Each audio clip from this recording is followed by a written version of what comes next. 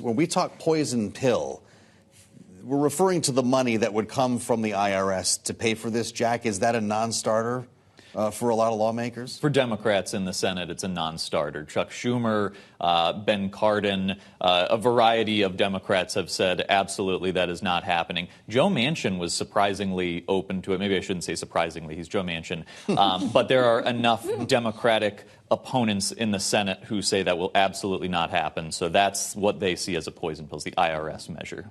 Maya McGinnis, though, actually said that this isn't going to work, that the IRS needs that money to boost their technology, to make sure they're actually going after the tax receipts, that they can get that so they can fund things like this. So there are fiscal conservatives who think that IRS money is actually useful. Yeah, the reason Republicans like this is they're Republicans, and they opposed providing that $80 billion for the IRS in the first place. If you're taking money out of a Democratic bill that you didn't like, that will get some political heft from the Republican side, but this may not be a legitimate pay for or offset or whatever you want to call it. You can cut money from the IRS and say that's an offset, but it's coming from the agency that raises revenue. So we don't have an independent analysis of exactly how much money you can take from the IRS before you start losing money. But to hear it from a fiscally conservative group like the Committee for a Responsible Federal Budget tells you this is not necessarily a fiscally conservative move as much as just a Republican political move. So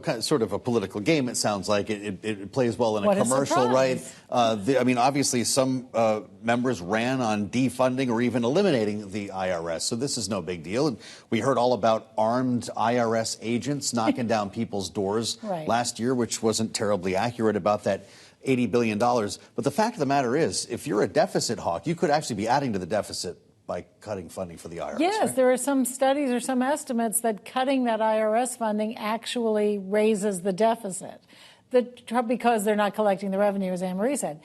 The other thing is that foreign aid traditionally is something that is separate from the domestic cage matches that are going on all the time, right? This foreign aid is an ally like Israel, and the U.S. has stated that it is firmly behind Israel. And so its policy is to then send money to help them in this conflict. So that is supposed to be just a separate issue. They can fight over the Inflation Reduction Act, where this money was appropriated. They can fight over that all they want, according to Democrats in the White House.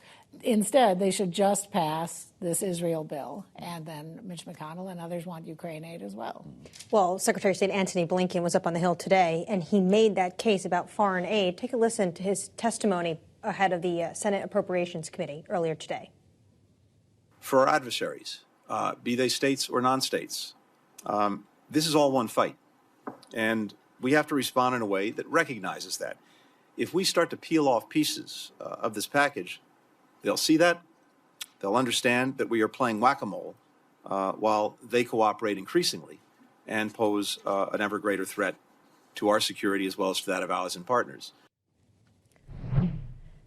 So Secretary Blinken, via President Biden, is saying this is all one fight. But that's not how Republicans are viewing it. So at the end of the day, the Senate and House are very different. There's a big gap here. How is this going to get resolved? That's a really good question, Annmarie, how it is. Well, do they go to conference and actually hammer this out? Sure, in a normal play, they would have. I mean, I think right now, maybe they'll agree, maybe Democrats in the Senate will agree to separate the Ukraine funding, which the White House and the Senate wants those to be together, and maybe they can talk Johnson into giving up this show bill that cuts the money for IRS and other things. Or maybe they'll throw him a bone like a little money for the U.S.-Mexico border.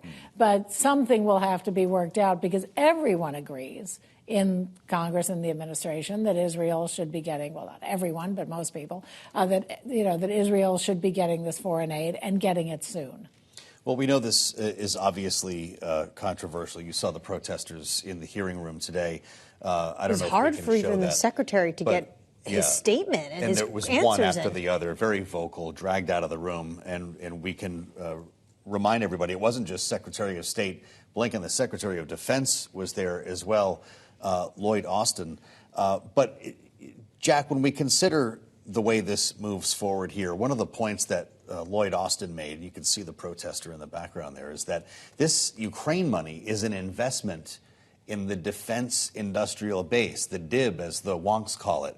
Clearly speaking to Republicans who think we're throwing money away in Ukraine, to make the point that this is going to, as well, restocking supplies here in the U.S. Is that going to land on any ears in the House? It has a positive reception among Senate Republicans, as we've heard. I mean, we've heard Mitch McConnell make the same argument. In the same hearing, Susan Collins was making the same kind of argument about the interconnected nature of all of these issues. A number of Senate Republicans have made that case that this is an investment in the U.S. military.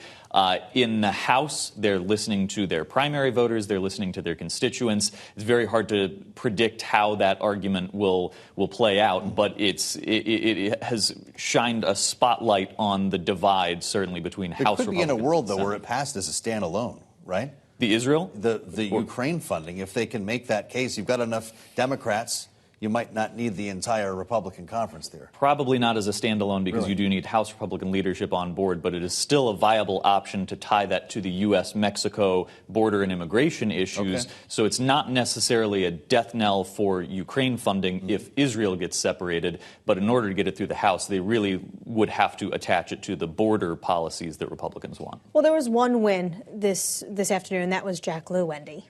Yes. Now the U.S. has an ambassador to Israel, which is sort of a baseline thing any administration would want.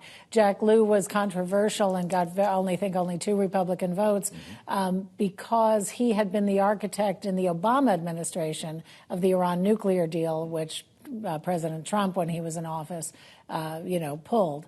But because of Jack Lew's involvement in that, he got Republican opposition. But now he is the ambassador to Israel. He's starting right away, and maybe that will help the other Biden administration priority, which is to talk to Israel about pausing the or ceasefire, or at least not bombing refugee camps, and showing some restraint in this conflict.